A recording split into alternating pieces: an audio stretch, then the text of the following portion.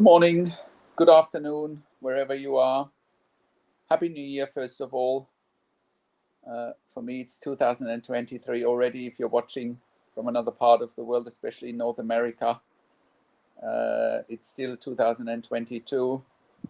But Happy New Year anyway, wherever you are in the world. Thank you to welcome to another live stream of Intensive Care Hotline and Intensive Care at Home.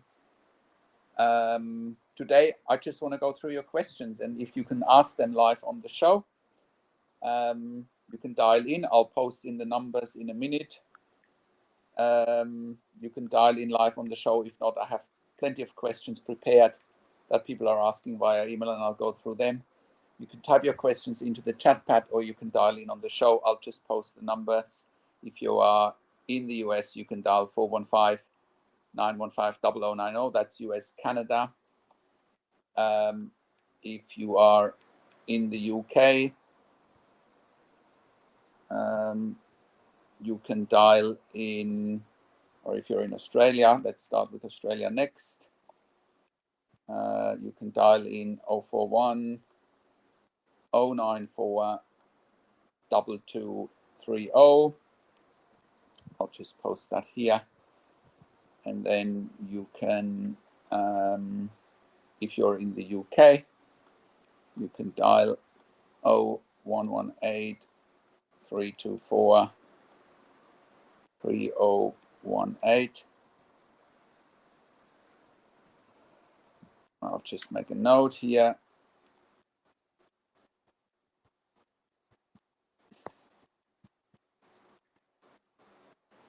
To ask your questions, or you can type them into the chat pad. In any case, I have some questions prepared that I want to answer today anyway.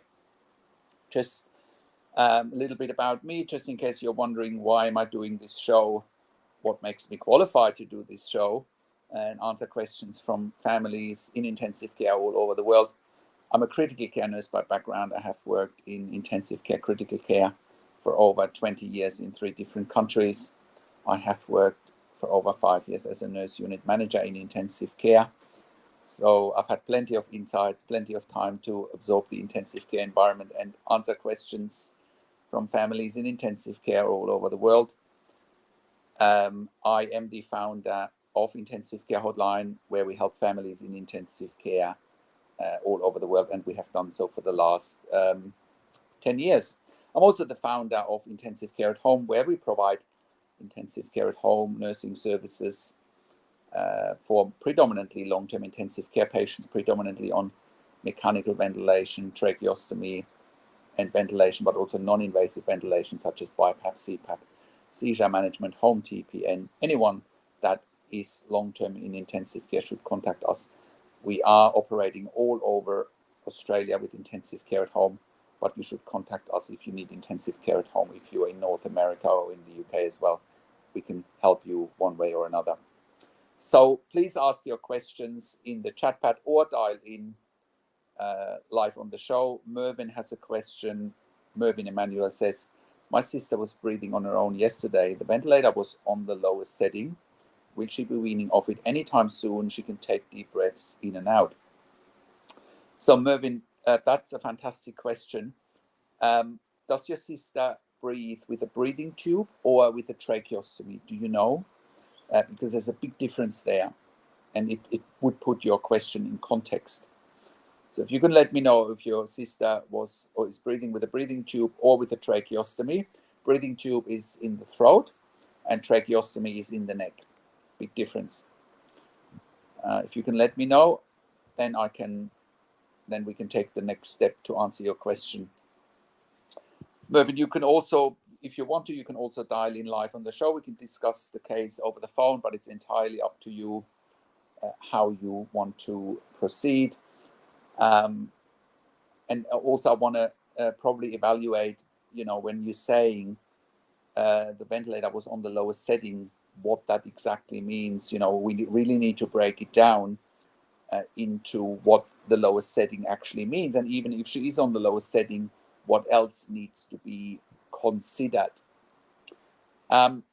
So if you could help me with answering that question, Mervyn, that would be really great. Then I can answer your question. But anyway, in the meantime, while I'm waiting for Mervyn to give me more information, I'll just start answering the questions that I have prepared from emails that we've been getting from our readers and clients. And I'll just get to my emails and bring that up in the meantime. Oh, she's breathing on a tracheostomy. Okay, fantastic, fantastic. So if she's breathing on a tracheostomy, Mervyn, the next step really is to get her breathing on the trach mask or trach collar. So also, before they put her on the trach collar or on the trach mask, they should be doing an arterial blood gas, right? Do you know if they've done an arterial blood gas? Also, when you say she's breathing on the lowest settings, what do you mean by that? Do you have the ventilator settings? For example, she must be breathing on pressure support. I'll just type this in. She must be breathing on pressure support or CPAP. I'll just type this in for the records. It would also be good if she, and that's a ventilation mode, right? But also, do you have the PEEP? Do you have the PEEP? You know, that would clarify to me whether she really is on the lowest settings. Also, do you have the number for the pressure support? Right? Again, I'll type that in. So, and do you have FiO2? Okay. To answer your question more broadly, will she be able to get off the ventilator? It really depends. You know, can you tell me, Mervyn, why did she go into ICU? Why did she go into ICU? Can you tell me a little bit more? You know, for example, if your sister, God forbid, has a high spinal injury or she has some form of neuromuscular disease, it'll be more difficult for her to wean off the ventilator than compared to if she ended up long-term ventilated because she had open heart surgery and there were complications. So a lot of it depends. She was doing most of the breathing. Okay, great. Can you tell me, Mervyn, why she's in ICU in the first place? If you can tell me that, that would be amazing. And then I can, elaborate more. So if she's doing most of the breathing and she's at the lowest settings, but again, let me repeat, what are the lowest settings? Lowest settings are a ventilation form like pressure support, CPAP, like PEEP of 5 or PEEP of 7 or less, pressure support of 10 or less, good volumes. The volumes need to be according to your sister's weight. For simplicity, if your sister is 50 kilos of weight, she should be breathing around 400 to 500 mils per breath, right? It's 7 to 10 mils per kilo per breath.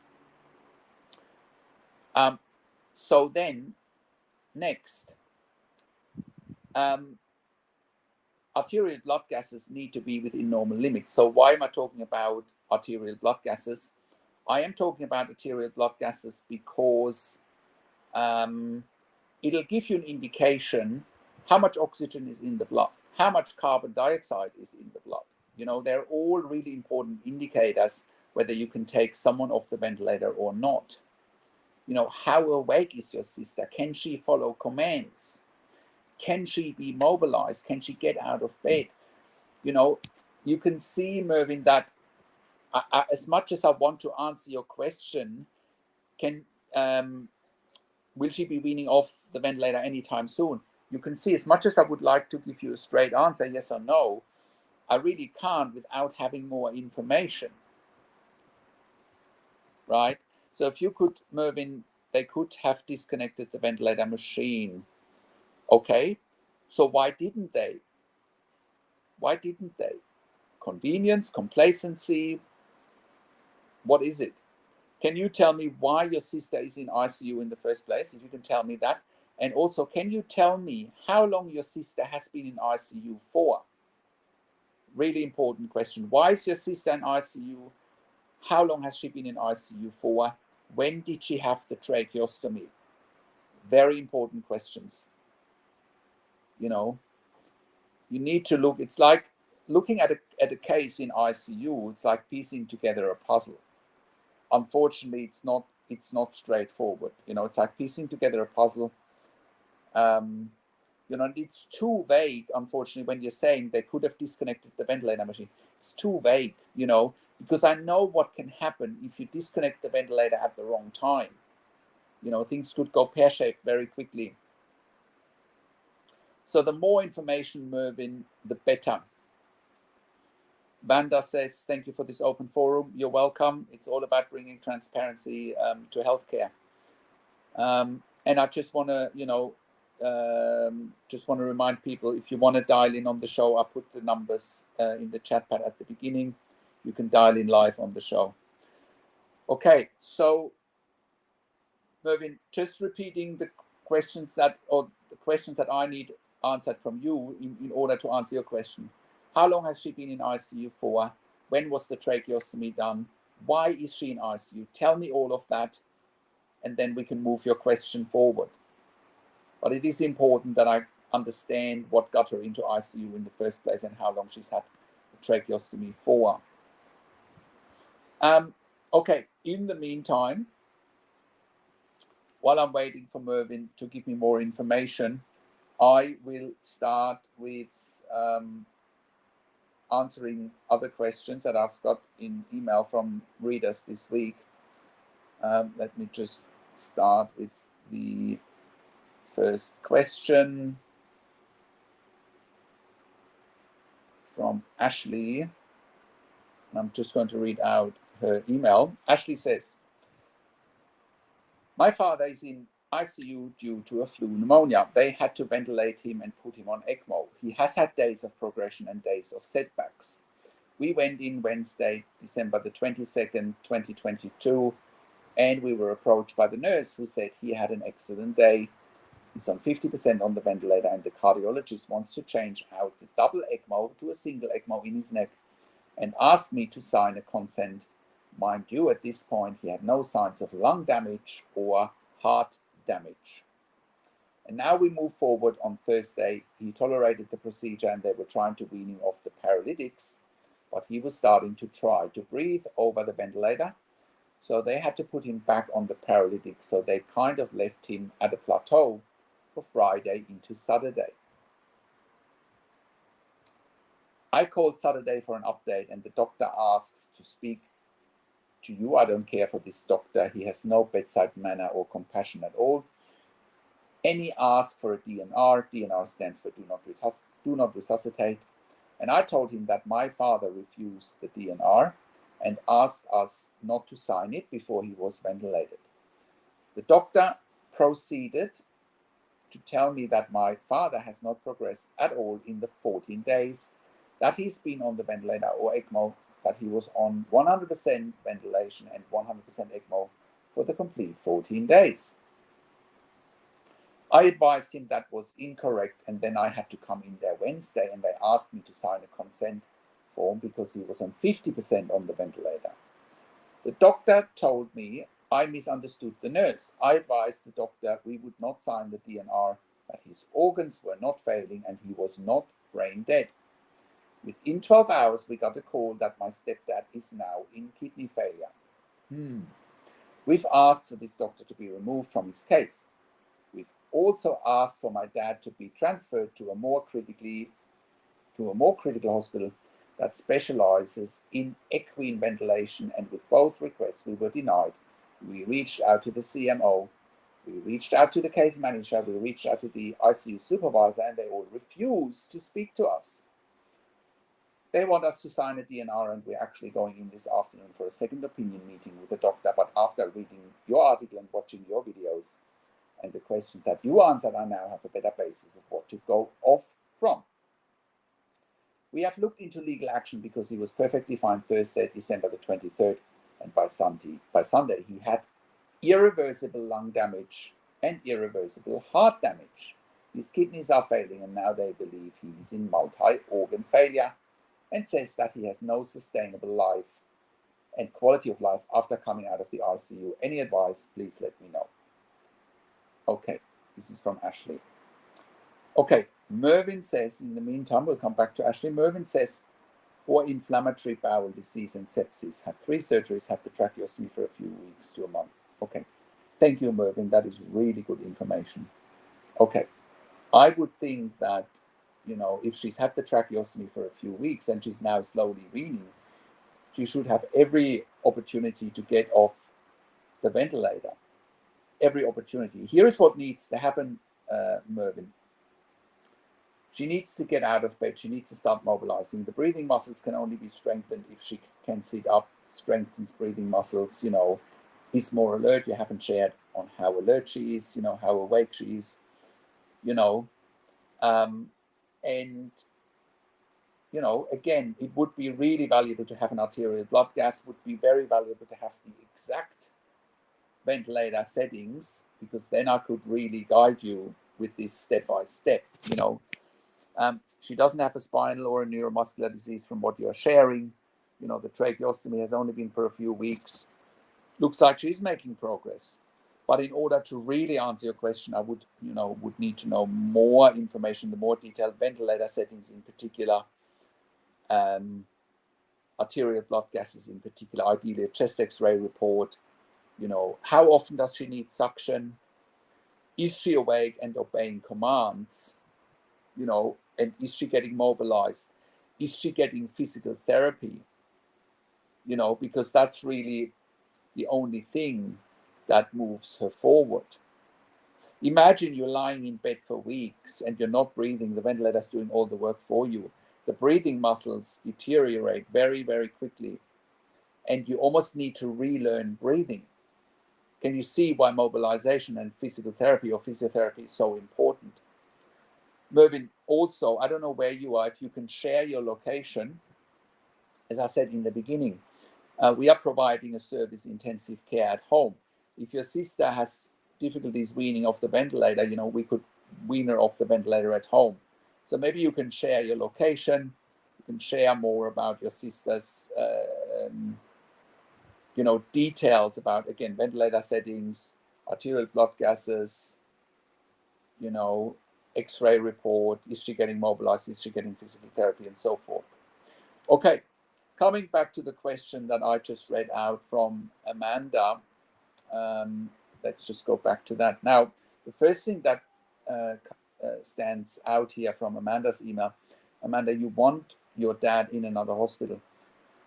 Now, very few hospitals, let me put this in perspective for you. Very few hospitals and ICUs provide ECMO therapy because it's such a highly specialized therapy. You need doctors that are familiar with ECMO. You need ICU nurses that are familiar with ECMO. That is a whole specialty training. It takes, you know, months, years of exposure to be familiar with ECMO. So unfortunately, you can't just transfer an ECMO patient to another hospital, especially if this particular hospital is offering ECMO. You know, I'd argue 2 out of 10 ICUs offer ECMO. So, you know, I hope that puts some perspective around transfer, inter-hospital transfer. Now, Ashley, also, you haven't shared why your dad was going on ECMO, whether it was related to heart failure or kidney failure. Here's the thing with ECMO. ECMO is either being used for heart failure, which is known as VA ECMO, or it's being used for lung failure. It's also known as VV ECMO. VV ECMO stands for venous ECMO, and VA ECMO for heart failure stands for veno-arterial ECMO. What I'm gathering from your email, he could have had both. He could have had heart and lung failure. It's not quite clear from me. Initially, it looks to me like he had lung failure because you were referring to that he was breathing on 100% of the ventilation as well as 100% on ECMO. So that indicates to me that he might have had lung failure, but I can't be 100% certain about that. Now, especially with with COVID in the last few years, I do know about ECMO cases that have been on ECMO for many weeks and many months. So for them to push you to sign a DNR might be premature. Okay, as a matter of fact, is very premature. So, if he has now apparently irreversible lung damage, the next question is, can he have a lung transplant? That is the next question in my mind. Can he have a lung transplant? Right? And again, like I have advised for over many years, do not give consent to a DNR. I mean, you haven't done that, which is great. You are also saying that your father is not brain dead. I'm not sure why you're even making reference to that. Did he have a stroke? Why would you even say he wasn't brain dead? There was nothing you shared that he had any brain damage. Anyway, I'll come back to your email, Ashley. Mervyn says she's obeying commands and getting physical therapy, but not mobile yet. Okay, great. Okay, interesting. It's great to hear that she's obeying commands. And it's great to hear that she's getting physical therapy, but she's not getting mobilized yet. Just give me 1 second. Need to keep my throat lubricated. So she's obeying commands and getting physical therapy, but not mobilized. Okay. So like I explained earlier, Mervyn, I think it's critically important that she gets mobilized as quickly as possible. Obeying commands, that's fantastic, but not mobilized yet. Again, the physical therapy should mobilize her, full stop. You will see probably a big difference in getting her off the ventilator once she starts getting mobilized. I guess with the bowel disease and sepsis and surgery, maybe she's still on opiates such as morphine or fentanyl, and that might keep her sleepy. Also, if she had 3 surgeries, maybe mobilization is not possible yet because of the surgical wounds. I don't know. Certainly questions that you may want to consider. Asking, but it sounds to me like she's made a lot of progress already. Now imagine she's making progress. Now she's getting physical therapy and she's getting mobilized. I would hope that makes all the difference to take those next critical steps. Also, other suggestions that I have for you, Mervyn, are, especially, it sounds to me like your sister is a long-term patient. Imagine, Mervyn, your sister would have a shower. And I know that might sound impossible to you, for now, but I can tell you a good ICU will put your sister in a shower chair or in a shower trolley and will give her a shower. And that will make her feel good. You got to treat people like human beings. And imagine they can make her feel good, with things like that. That will propel her forward as well.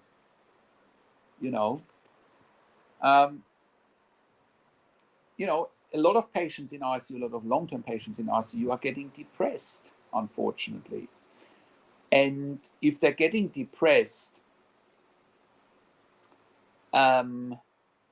it's very difficult for them to move forward. And that's why I keep saying things like, her having a shower, her getting some natural daylight are critically important. Critically important. ICU is all about medical treatment, medical therapy. What about the normal things, having a shower, getting some daylight? If you've been to the ICU, you would have noticed there's very little natural daylight. It's very noisy. The lights are on almost 24 hours a day. It's a difficult environment to recover in, which is why I also made reference to intensive care at home, because that's such a better opportunity, to get out of a busy, noisy ICU where people simply don't have any quality of life. At home, people have quality of life, even if they are, ventilator dependent and have a tracheostomy. They can be weaned off at home. They can be weaned off the ventilator at home. Okay, I hope that helps, Mervyn. Please, keep the conversation going here. If you have any other questions, that I can help you more the more information you're giving me. Coming back to Ashley's email about her father in ICU on ECMO. And obviously, you know, keep asking your questions here. Type them in the chat pad or call on one of the numbers that I typed into the chat pad at the beginning of the presentation. So yes, so obviously Ashley has her father in ICU on ECMO with heart failure and lung failure. Now they're telling her he's got irreversible lung damage and irreversible heart damage. His kidneys are failing.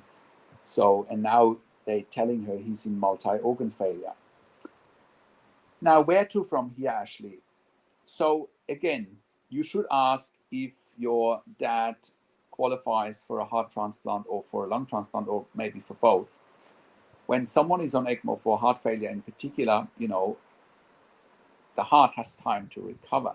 Same with the liver, same with the lungs, you know, the lungs have time to recover while someone is on ECMO, because the ECMO is basically taking over the function of the heart or the lungs, you know. It also depends on how old your dad is, Ashley. You know, is he 80? Is he 65? Is he 45? You know, you haven't shared any of that in your email, unfortunately. Yeah, the more information, the better. But definitely do not sign a DNR until you have more information. You know, there are multiple risks when someone is on ECMO, including bleeding, but not limited to bleeding, because he would be on a heparin infusion.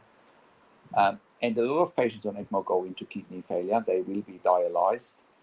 So, you know, that doesn't sort of surprise me. The question really here is, can he recover from heart and lung failure?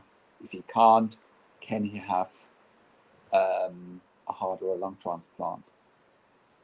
So next, let's look at the next question, unless there's a question here. Mervyn, if you have more information for me, please let me know. And anybody else can type in their questions into the chat pad, or can dial in on the show. The numbers are at the beginning of the presentation in the chat pad. You can see the numbers there. You can dial in live on the show. You don't need to identify yourself. You can stay anonymous if you like. You don't need to mention names. You know, we can just you can just ask questions. In the meantime, another email that I had this week is from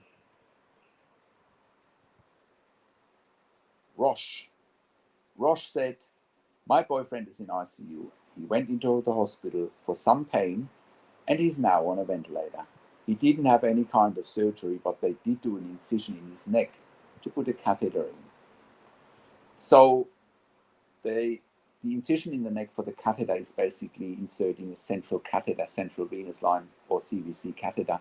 Basically in ICU, most patients need a CVC or a central line because of the number of infusions that are being given in ICU. That could include sedation, opiates, inotropes, vasopressors, antibiotics, TPN, and the list goes on.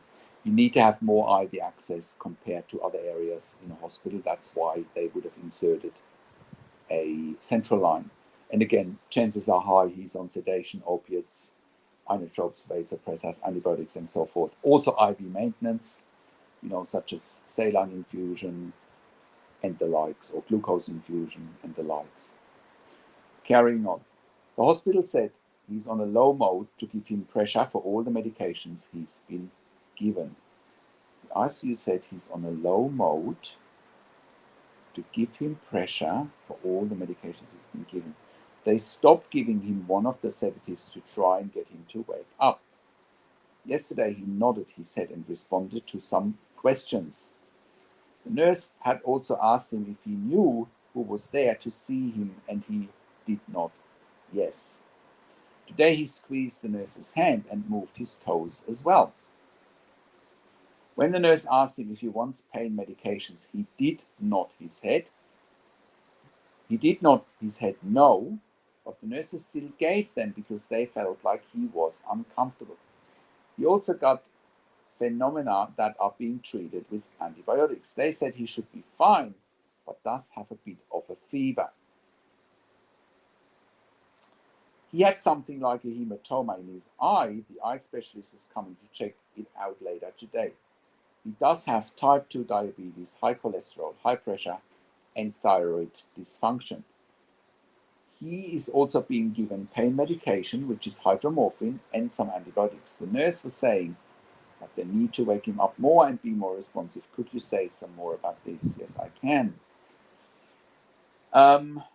Well, if you start ventilating someone in ICU, you should absolutely try to wake them up as quickly as possible, assuming the underlying condition is dealt with, right?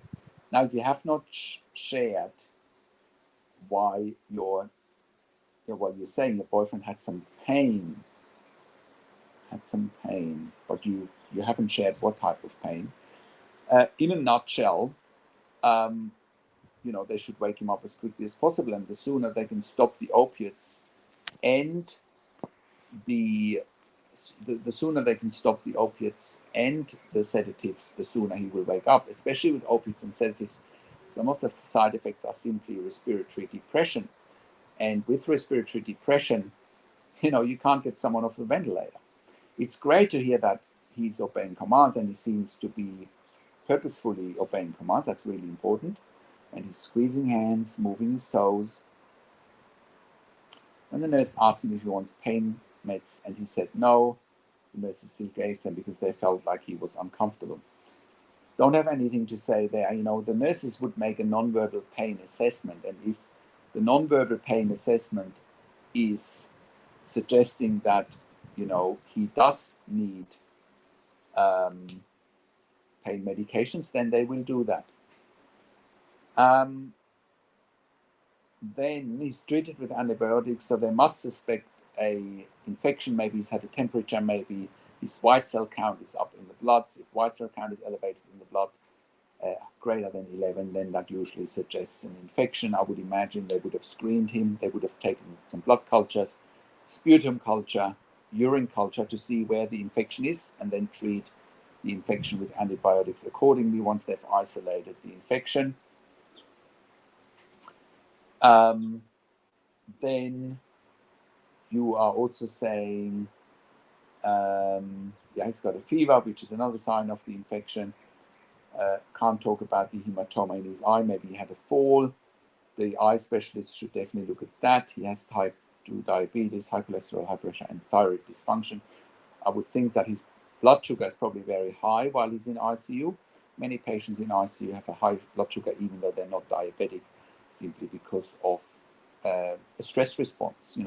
When someone is in ICU, it's high stress environment, and patients respond with putting out more cortisol because of the high stress response or the high stress, and therefore blood sugars increase. Even for patients that are non-diabetic, your boyfriend is type 2 diabetes, so he's probably got a high sugar. With the thyroid dysfunction, I'm sure they're giving him thyroxine for that. He's on hydromorphine and some antibiotics. Yeah, and the nurse says that they need to wake him up some more and be more responsive. Yes, absolutely. The goal is for anyone to get off the ventilator as quickly as possible.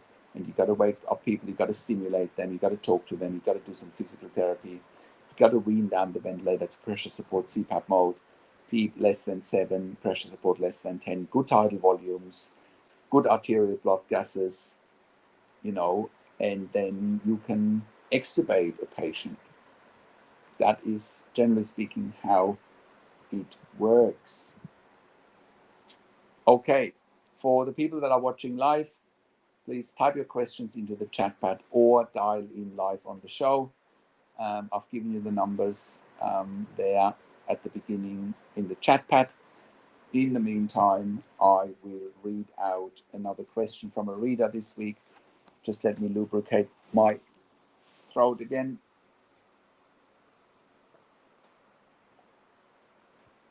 With some nice orange juice.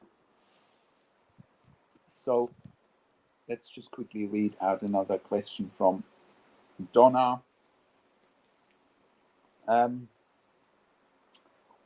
My disabled daughter has been ventilated 4 times from the 10th of October to the 24th of December. She's now on a tracheostomy with a ventilator, with a feeding tube, with a nasogastric feeding tube, and now the kidneys are not working. And she was home in the interim. She had recovered, but then she went back to ICU again with pneumonia, and was ventilated again. Eventually, they did put the tracheostomy in because, after a couple of failed weaning attempts, extubation attempts, she is not coping without the ventilator. This morning they told me that they had to bag her because the tracheostomy has moved and blocked the airway and it started leaking blood. Please help me to take my child home because I feel like she's not in the right hands here. That's obviously very concerning, and I do have a follow-up email from Donna there in a minute, but just quickly look at what's happening so far. Obviously, she's got the tracheostomy, she's got a bleed, they had to bag her, you want her home. She had multiple failed extubations, and she's got special needs. You haven't shared what those special needs are, but that could complicate things.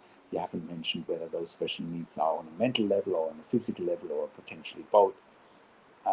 In any case, it sounds to me like if she can't be weaned off the ventilator and,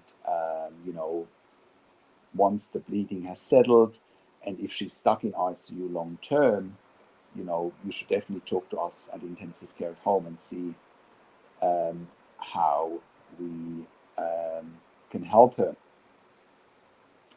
Now, in the next email, you are also saying, Donna, that the ICU now says she will never come off the ventilator. She was bumped up to 50% FiO2 because she was tired from the dialysis yesterday. I mean, she's breathing up to 30 to 40 breaths a minute at times during the day, especially when she's getting exhausted. And they're telling me she won't be able to come home with a ventilator and a tracheostomy. We walked into this hospital, now she's going to die. Can you help? Donna, very sorry to hear your plight here. If she was bumped up to 50% FiO2 and now she's breathing up to 30, 40 breaths per minute, one needs to assess the ventilator settings, the modes, what's really happening there. You do not want her to to stay in the ICU forever. But first off, FiO2 needs to come down. If the breathing is up to 30, 40 per minute, there's two things there. They might have put her in the wrong ventilation mode. She might be breathing on CPAP or on pressure support, and it may simply not be enough support. They probably have to put her back into an SIMV or a CMV mode and put her back on a rate. So the rate slows down, the volumes increase, so that she's not hypercapnic, that PO2 and PCO2 are within normal range, PO2 oxygen concentration in the blood, PCO2 carbon dioxide levels in the blood. Again, you need to monitor all of that when you want to wean someone off a ventilator. And then you have sent a follow-up email, Donna, where she says, so they're telling me again today that she will never get off the ventilator because she's been here since December the 7th, and because they seem to be unable to wean her off the ventilator.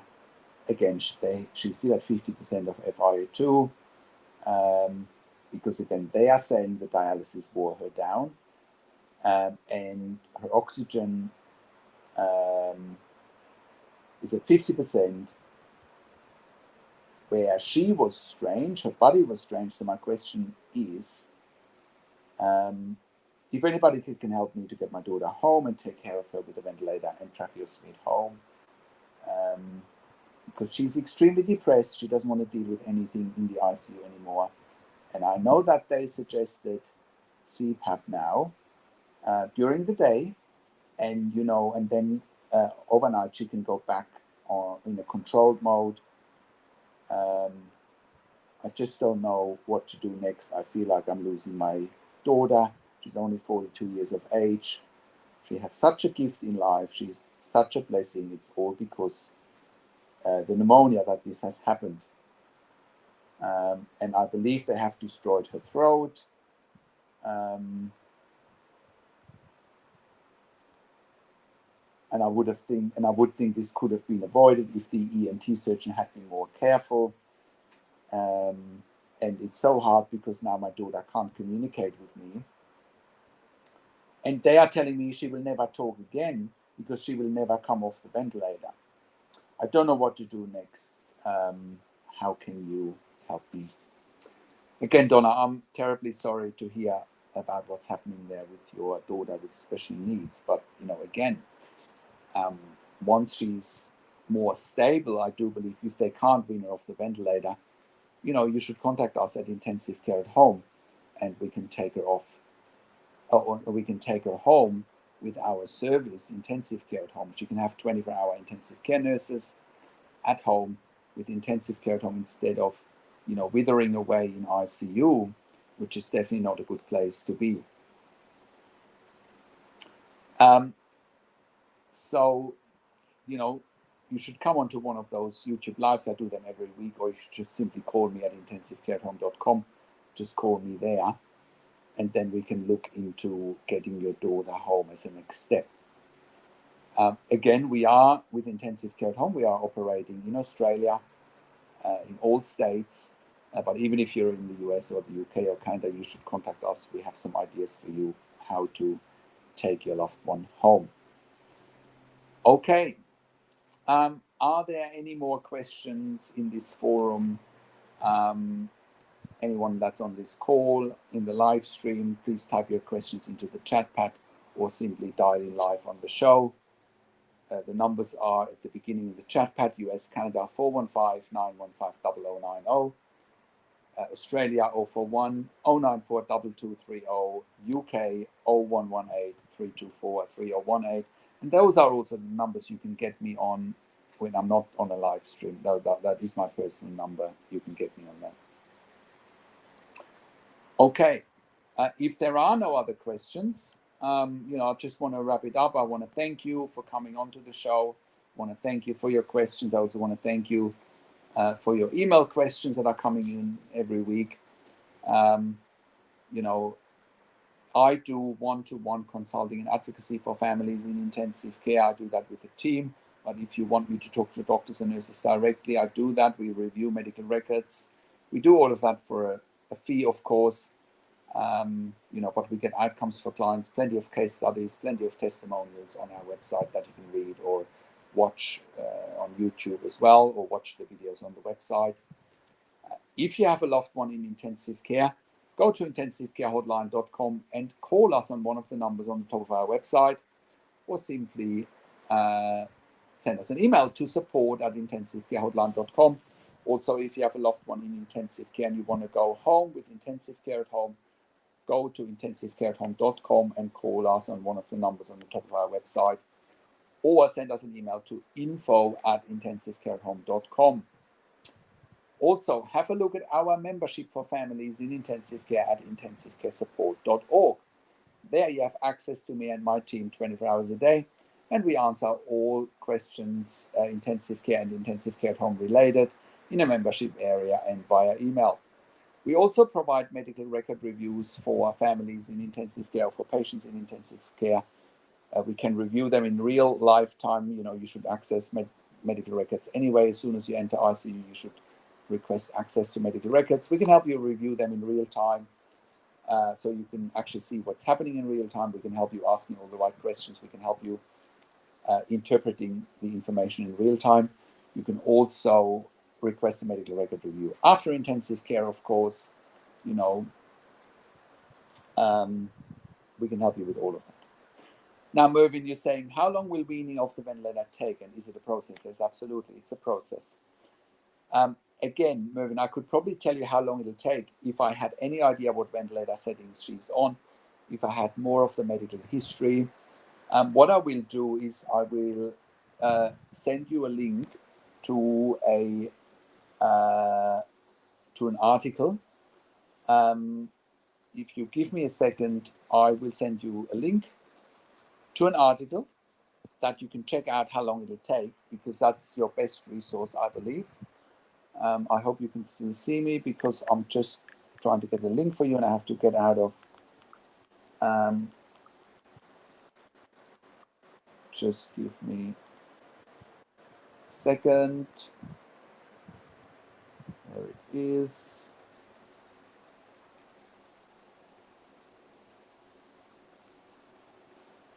There it is, and I'll be right back with you in a second.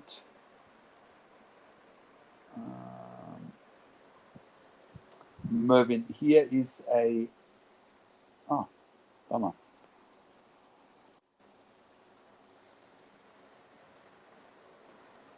Here's a link to an article that I'm just posting in the chat pad. Click on that link, read through the article, and also reach out to me if you have questions or concerns. You can just reach me through the website or through one of the numbers that I've posted in the beginning of this live stream. But the numbers are also on the website where you can contact me. I really appreciate if you can subscribe to my YouTube channel for regular updates for families in intensive care and intensive care at home. I really appreciate if you share this video with your friends and families. If you click the like button, I really appreciate it. If you click the notification bell, and I would also appreciate if you leave a comment below what you want to see next or what questions and insights you have. I do these YouTube lives every week. Sometimes I have a topic that I want to talk about. Sometimes I'm just answering all your questions. It really depends. And I want to thank you for your support. Go and check out our websites, and I'll talk to you again next week. Watch out the quick tip videos that I published this week. And take care for now. And Happy New Year once again. All the best.